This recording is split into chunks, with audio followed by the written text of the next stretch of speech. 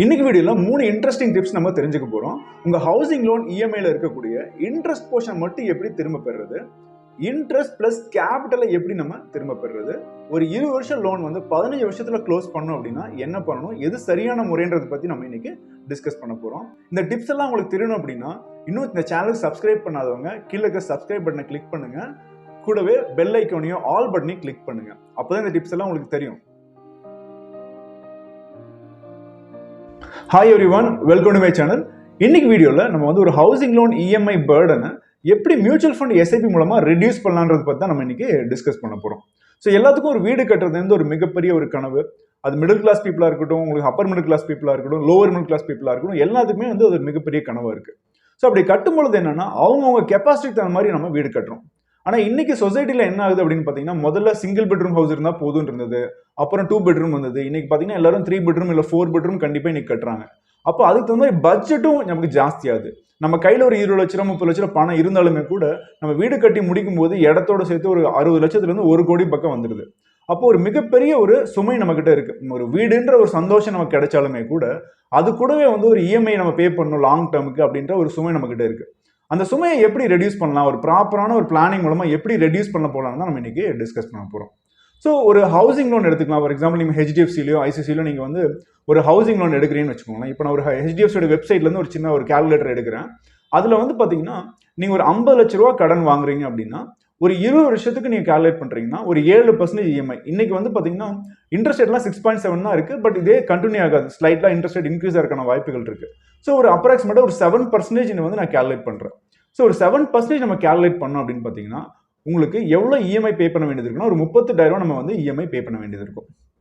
So டோட்டலாக நம்ம கட்டி முடிக்கும் போது ஒரு 20 வருஷம் நம்ம கட்டி முடிக்கும் போது வந்து பார்த்தீங்கன்னா 50 லட்ச ரூபா நம்ம கடன் வாங்கியிருப்போம். இந்த 7% இன்ட்ரெஸ்ட் ரேட்டுக்கே பார்த்தீங்கன்னா நம்ம 93 லேக்ஸ் டோட்டலாக பே பண்ணுவோம்.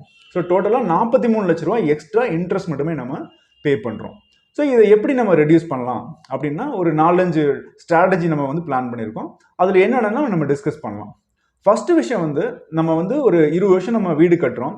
ஓகே, வீடு நமக்காக நம்ம கட்டுறோம். ஒரு 50 லட்ச ரூபா செலவு பண்ணி நம்ம கட்டுறோம், இல்லை 1 கோடி ரூபா செலவு பண்ணி கட்டுறோம், 50 லட்ச ரூபா கடன் வாங்குறோம்னு வச்சுக்கோங்க. இப்போ இந்த 50 லட்சம் கட்டுறது ஓகே, ஆனால் எக்ஸ்ட்ராவா இன்ட்ரெஸ்ட் நம்ம வந்து எப்படி மியூச்சுவல் ஃபண்ட் மூலமாக திரும்ப பெறலாம்னு பார்த்தீங்கன்னா நீங்கள் வந்து என்ன பண்ணணும் அடிஷனலானா ஒரு 6,000 ரூபாய் வந்து நீங்கள் எக்ஸ்ட்ரா வந்து மியூச்சுவல் ஃபண்டில் எஸ்ஐபியில் நீங்கள் பண்ணணும். 50 லட்ச ரூபா கடன் வாங்குறீங்கன்னா ஒரு 6,000 ரூபாய் எஸ்ஐபியில் நீங்கள் இன்வெஸ்ட் பண்ணீங்கன்னா நீங்கள் டோட்டலாக ஒரு 20 வருஷத்துக்கு எவ்வளவு வந்து நீங்கள் வந்து எஸ்ஐபி பே பண்ணுவீங்கன்னா ஒரு 14.4 லேக்ஸ் நீங்கள் பே பண்ணுவீங்க. இப்போ நீங்கள் 14.4 லேக்ஸ் நீங்கள் வந்து டோட்டலாக பே பண்ணுறீங்கன்னு வச்சுக்கோங்களேன். எவ்வளோ மணி உங்களுக்கு திரும்ப கிடைக்குன்னா ஒரு 60 லட்ச ரூபா திரும்ப கிடைக்கும். ஸோ இப்போ 60 லட்ச ரூபாயில் நீங்கள் 43 லட்ச ரூபா உங்களுக்கு இன்ட்ரெஸ்ட் கிடைச்சிருது. ப்ளஸ் நம்ம இந்த எஸ்ஐபிக்காக நம்ம ஒரு 14 லட்ச ரூபா கட்டியிருக்கோம் இல்லையா, அந்த பணமும் ஒரு 17 லட்ச ரூபாய் உங்களுக்கு திரும்ப கிடைச்சிருது. ஸோ இந்த மாதிரி சிம்பிளான ஒரு ஸ்ட்ராட்டஜி தான். நீங்கள் வந்து உங்களுக்கு 43 லட்ச ரூபாய் இன்ட்ரெஸ்ட் மட்டும் நீங்கள் திரும்ப பெறணும் அப்படின்னா எஸ்ஐபி அடிஷனலாக ஒரு 6,000 ரூபாய் நீங்கள் சேவிங்ஸ் பண்ணணும் அடுத்த 20 வருஷத்துக்கு. ஸோ டோட்டலாக 14.4 லேக்ஸ் நீங்கள் பே பண்ணுவீங்க.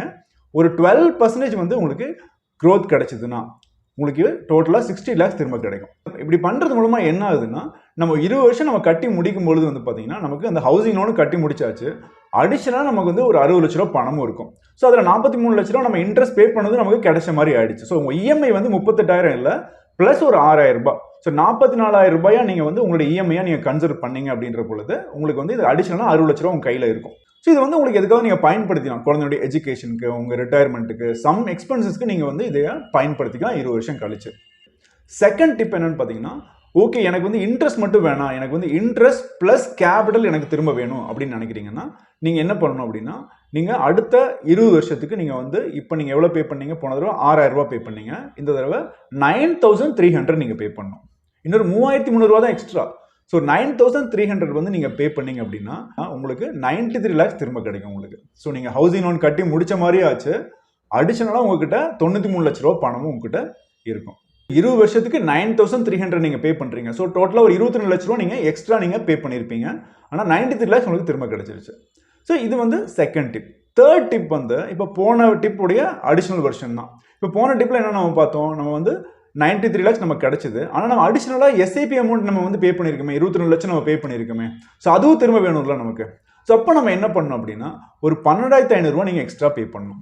ஸோ டோட்டலாக உங்கள் 38,000 ரூபா ஹவுசிங் லோன் பிளஸ் ஒரு 12,500 நீங்க வந்து அடிஷனலா எஸ்ஐபி நீங்க அடுத்த 20 வருஷத்துக்கு கட்டிட்டே வரீங்கன்னா நீங்க 20 வருஷம் கட்டி முடிக்கும் பொழுது 93 lakhs நீங்க பே பண்ணிருக்கீங்க. அடிஷனலா நீங்க வந்து இந்த எஸ்ஐபிக்கும் நீங்க பே பண்ணிட்டு வரீங்க. ஸோ 20 வருஷத்துக்கு நீங்க 12,500 rupees நீங்க பே பண்றது பாத்தீங்கன்னா ஒரு 30 லட்ச ரூபா நீங்க பே பண்ணுவீங்க. பிளஸ் 93 lakhs வந்து உங்களுக்கு வந்து நீங்க பிரின்சிபல் பிளஸ் இஎம்ஐ பே பண்ணிருக்கீங்க. இந்த ரெண்டும் சேர்த்து உங்களுக்கு வந்து க்ளோஸ் டு 12.5 lakhs வந்து உங்களுக்கு திரும்ப கிடைக்கும். அப்ப என்னாச்சு, நீங்க பே பண்ண housing loan EMI plus SIP amount ரெண்டும் சேர்த்து உங்களுக்கு கிடைச்சாச்சு. இதெல்லாமே 12% நான் ஒர்க் அவுட் பண்ணியிருக்கேன். பொதுவாக இப்போ ரிட்டர்ன்ஸ் எல்லாம் வந்து பார்த்தீங்கன்னா 20 year 15 year ரிட்டர்ன் பார்த்தீங்கன்னா எல்லாமே 15% மேலே இருக்கு. பட் இருந்தாலும் ஒரு 12% ஒரு கன்சர்வேட்டிவ்னு சொல்ல முடியாது, ரொம்ப அதிகம்னு சொல்ல முடியாது. ஒரு ஆப்டிமம் ரிட்டர்ன்ஸ்ல தான் நம்ம இந்த கேல்குலேஷன் எல்லாமே பண்ணியிருக்கோம். 12% ப்ரொஜெக்டட் தான் நம்ம கேல்குலேட் பண்ணியிருக்கோம். இன்வெஸ்ட் பண்றவங்க மிட் கேப் ஃபண்ட்ஸ்ல இன்வெஸ்ட் பண்ணுங்க. லார்ஜ் கேப்ல இல்ல இண்டெக்ஸ் ஃபண்ட்லாம் போய் இன்வெஸ்ட் பண்ணாதீங்க. ரிட்டர்ன் பொட்டன்ஷியல் வந்து லார்ஜ் கேப்புக்கும் உங்களுக்கு இண்டெக்ஸ் ஃபண்ட்ஸுக்கும் கம்மியாக தான் இருக்கும். ஸோ நல்ல growth வேணுன்றவங்க மிட் கேப் ஃபண்ட்ஸ்ல இன்வெஸ்ட் பண்ணுங்க. ஸோ இந்த மாதிரி பண்ணும்போது 20 வருஷம் கழிச்சு உங்க கையில வந்து 1.25 crores உங்ககிட்ட இருக்கும். ஹவுசிங் லோனு கட்டி முடிச்சாச்சு, 1.25 கோடி ரூபாய் இருக்கு. உங்க ரிட்டையர்மெண்ட் பிளானிங் யூஸ்ஃபுல்லா இருக்கலாம். உங்க சைல்டோட எஜுகேஷனுக்கும் மேரேஜ்க்கும் கூட இது உங்களுக்கு சப்போர்ட் பண்ணலாம். ஸோ இப்படி பண்றது மூலமா உங்களுக்கு வந்து வெல்த்தும் கிரியேட் ஆகுது, ஹவுசிங் லோனும் நம்ம கட்டி முடிச்சாச்சு. பட் நிறைய பேர் என்ன பிளான் பண்றாங்கன்னா, இந்த மாதிரி இன்வெஸ்ட்மெண்ட் எல்லாம் வந்து ஃபோக்கஸ் பண்ணாம ஜஸ்ட் வந்து அவங்க என்ன பண்ணிடுறாங்கன்னா ஹவுசிங் லோனை மட்டுமே க்ளோஸ் பண்றதுல குறியா இருக்காங்க. அப்ப நிறைய பேர் என்ன பண்றாங்க, வருஷத்துக்கு ஒரு அமௌண்ட்டை எடுத்து வந்து பிரின்சிபல் கம்மி பண்ணிட்டு வராங்க. இதை வந்து 15 வருஷத்துல கட்டி முடிக்கணும்னு நினைக்கிறாங்க. பட் யூஸ்வலா 20 வருஷம் நீங்க எடுக்கிறத 15 வருஷத்துலயே 10 வருஷத்துலயே வந்து க்ளோஸ் பண்றது சரியான அட்வைஸ் இல்லைன்றதான் என்னோட ஃபீல். ஏன்னு கேட்டீங்கன்னா, நீங்க முதல் 10 வருஷத்துலயே 15 வருஷத்துல நீங்க எவ்வளவு இஎம்ஐ பே பண்ணிருக்கீங்க, அதுல எவ்வளவு இன்ட்ரெஸ்ட் பே பண்ணிருக்கீங்க, எவ்வளவு பிரின்சிபல் பே பண்ணிருக்கீங்க நீங்க பாத்தீங்கன்னா, நீங்க ஃபர்ஸ்ட் 10 இயர்ஸ்லயே இன்ட்ரெஸ்ட் நிறைய பே பண்ணிடுவீங்க. இன்ஃபேக்ட் 15 இயர்ஸ்ல கூட நீங்க நிறைய இன்ட்ரெஸ்ட் பே பண்ணிடுவீங்க. இப்போ இந்த எக்ஸாம்பிள் நீங்க பாருங்க. இந்த எக்ஸாம்பிள்ல நீங்க வந்து 50 லட்ச ரூபாய் கடன் வாங்கியிருக்கீங்க. இது வந்து நீங்க 10 வருஷத்துல நீங்க க்ளோஸ் பண்ணணும்னு நினைக்கும் பொழுது, நீங்க ரெகுலரா இஎம்ஐ மட்டும் கட்டிட்டு வரீங்கன்னு வச்சுக்கோங்களேன். 10 வருஷம் முடியும் போது நீங்க பாத்தீங்கன்னா எவ்வளவு இன்ட்ரெஸ்ட் பே பண்ணிருப்பீங்கன்னா 30 லட்ச ரூபாய் நீங்க இன்ட்ரெஸ்ட் ஆல்ரெடி 10 வருஷத்துலயே பே பண்ணிருப்பீங்க. டோட்டலா நீங்க 43 லட்ச ரூபாய் நீங்க இன்ட்ரெஸ்ட் பே பண்ணணும் 20 வருஷத்துக்கு.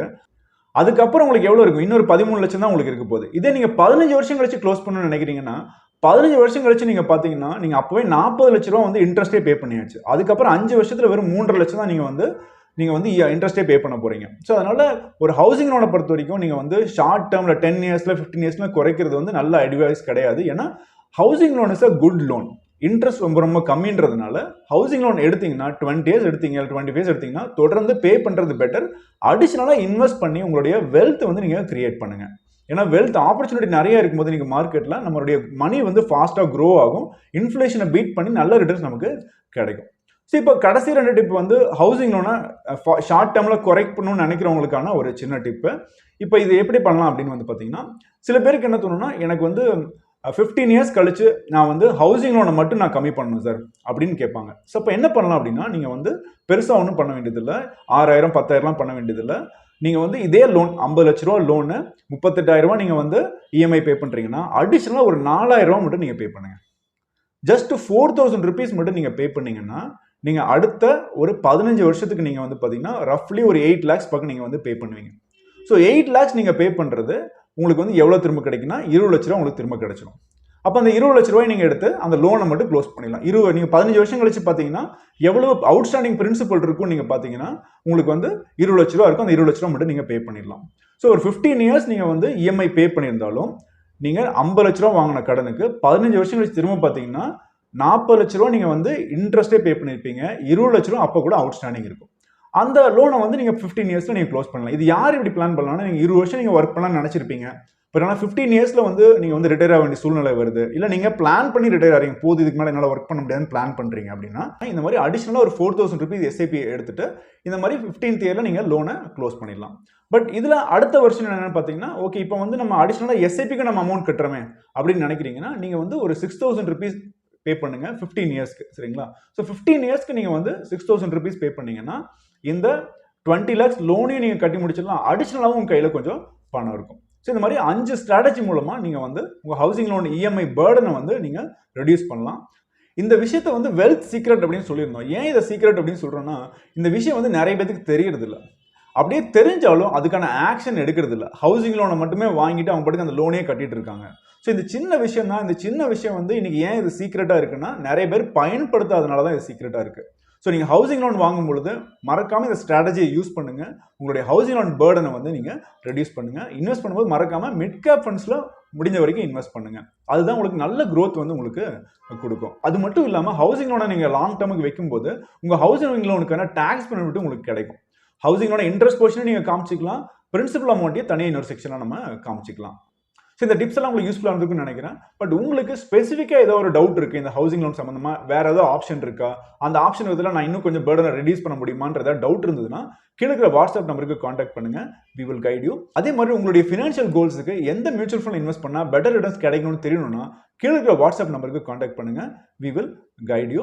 ஸோ இந்த வீடியோ பிடிச்சிருந்தா ப்ளீஸ் லைக் பண்ணுங்கள், ஃப்ரெண்ட்ஸுக்கு ஷேர் பண்ணுங்கள்.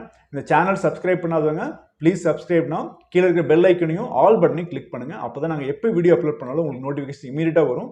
எந்த வீடியோ நீங்கள் மிஸ் பண்ணாமல் பார்க்கலாம். தேங்க்யூ.